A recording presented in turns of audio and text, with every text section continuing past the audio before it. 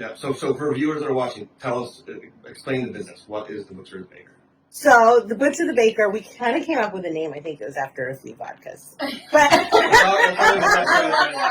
the old nursery rhyme. Butcher the Baker, the candlestick maker. Yeah, I think I'm on that. That's great. That'd be kind of fun. So but the cocktail maker is what he said, because he's about the food, and I am I cook as well, but I'm learning a lot from him. I've always done different things when I cook, but I've learned so much from the way he cooks, and we wanted to be able to showcase food to people that they wouldn't necessarily think about eating themselves, and we wanted to show people that scratch is better. Our concept is we make everything from scratch. You won't find anything frozen. You won't find anything that's been processed, or we all the way down to our breads for our sandwiches, and so you don't fake anything? we don't fake anything. I did see you buying some cakes at Shaw's the other day.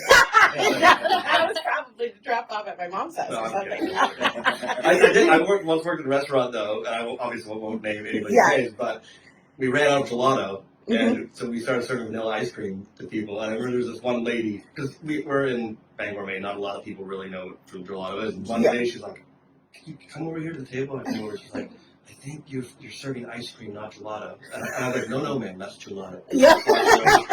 So people do it, so I'm glad that... Yeah, I mean, we've tried to stick true. Like, I've even sometimes, when we had a catering event, and I said, why don't we just go and get this? We're running out of time. And he goes, no, I want to practice. I want to practice doing that. So he'll sit at home and he'll make a yeast starter and, have 25 different breads ideas that he wants to make, and he just wants to practice and get better and better at it. So we're just you guys are passionate about it. Sure, yeah.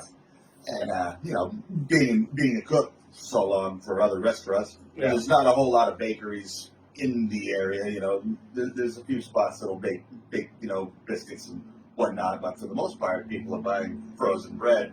Comes off a truck. It all comes from the same factory. Yeah. And during the lockdown and whatnot, the supply was tough to get. One day you get this brand of burger roll, and the next day you get something else, and it wasn't consistent. Right. So, what's been the number one thing people are looking for from you guys? The go-to item? Go-to item for us. We're getting great feedback on our pork belly. We've gone to some places and we like pork belly ourselves, and we've gone to a few places and we're like, it's not as good as ours. And people are like, I didn't know that I liked pork belly until, they ordered it or they got it. And then we have our friends, he makes a basil curry rangoon, and all of our friends lose their minds about it. Really? They love them. That does sound good. Please drop them off. If you're making them, we'll be over. It was a couple Sundays ago. We're just it's Sunday fun day at home and cook some food. And next thing you know, everybody's at the house, are those the curry rangoons? They can sniff them from home. Yeah. Based on, is the rangoon fun to make, or what's your favorite thing to make? Because some stuff is supposed to be a little annoying, right? You're not always excited. Yeah, rangoons are kind of tedious. You got to twist every single one up by hand. It takes a minute, but you get a great response from them. I'm a good sous chef. I go, what do you need me to do? That's true. I guess the excitement comes from knowing that people like it. So even if it's easy, if nobody is buying it, then you prefer to make it. Yeah, he comes up with most of the menus. He'll write. I should have brought it so we could just give him an example. He'll write just menu ideas down and all this stuff, and be like, okay, for this event, we're gonna do this, and then I'll take it and I'll go. No. Okay, but why this? And that's just how we kind of go through it. Because I've always been management or bartending, or I was a GM of a restaurant for a while, and I've always, I was manager of another place that didn't serve food, but it was in the service industry. I guess, but I've always food costs has been my thing. Is it always just the two of you? We have, recently it has been, because we can do up to, 25 about 25 with the two of to us. 30 with the two of us. I think we did those military guys, and that was feeding 50 people because it was only 25 Yeah. because they ate so much. But we do have, family that has offered to help, friends that have offered to help, like, hey, we'll come and help you do this if you need any help. And so that's been pretty awesome. So, but right now it's just us. I have my cousin who's training to serve, so we have her as like a server if we need her to walk around and hand out. Yeah. Where do you guys, the physical location you cook? Are So- you renting a kitchen or you have? So we have a pop-up where we can use local restaurants for their kitchen. So it's Okay. never just everywhere. They've just offered their space to us, to be nice. And we can do our baking and jams and stuff like that. We can do it out of our home because that is one thing that is allowed. You just can't do food service out of your home. So we try to do, what we can for prep and stuff at these restaurants. And then, we do, whatever else we can at our house and stuff. But we are in the process of, I think we've settled on it, is a food truck. Yeah. Cool. Is what we've settled on, just because brick and mortar,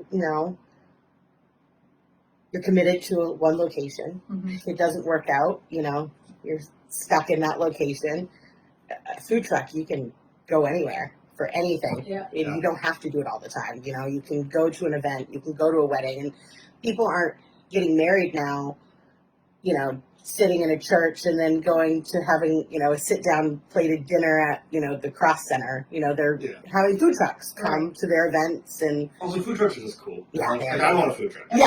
I want to cook it. Yeah. Like, I can barely make a grilled cheese and I want to have a food truck. I don't know where I would have my food truck. Yeah, no, food trucks are pretty cool. So I think that's what we've decided on. Angle we're gonna go. Yeah, we've Susan from Pepino's, the owner of Pepino's, she's been unbelievably supportive of our Oh, cool. business, and I think she's great, honestly. she's awesome. She's probably it was a fresh breath of fresh air to have someone who was so positive and really just wanted to help us in any way possible for us to succeed. We're like, what does she get out of this? And just the pure happiness that she's doing, just to make people happy. And we've gotten that consensus from a lot of people. Nice. Yeah.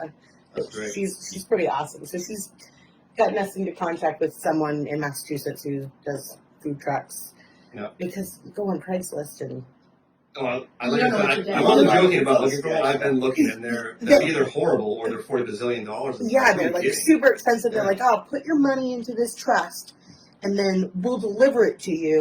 The escrow fund. The escrow fund, Oh, yeah. yeah. They're like, Yeah. just put it in, and then if you like it, we'll release the funds. I go, well, it's in New Hampshire. We can be there in 2 hours. Like, Yeah. why not? No, it doesn't work like that. Okay, it doesn't work like that. No, there's so many scams on Craigslist. I don't use Craigslist anymore. Yeah. The Facebook Marketplace is a mess for that same reason. So, Yeah.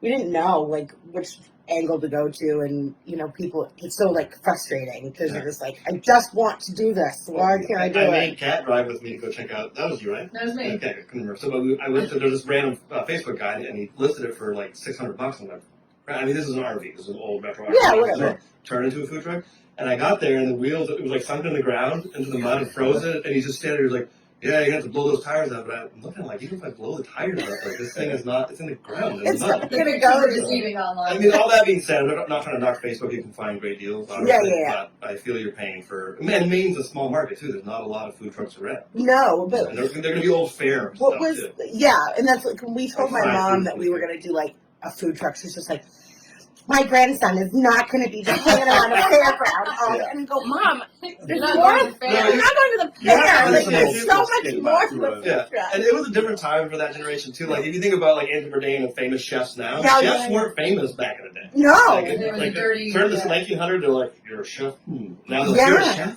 Yeah, Like, exactly. how cute. Exactly.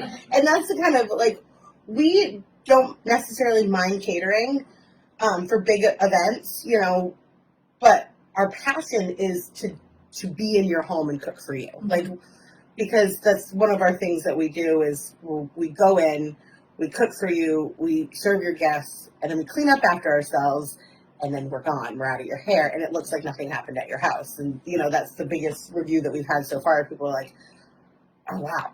Like, you clean and everything? We're like, yeah, because... You don't just drop bombs. Yeah, like, we leave your house exactly the way, we found it. And it was something that we started doing because my mom, she said, I love to entertain, but I'm cooking and I don't get to hang out with my guests. Right. Yeah. And she goes, so when you have someone that can do that for you, like we did it for her this summer, and she's like, this is great.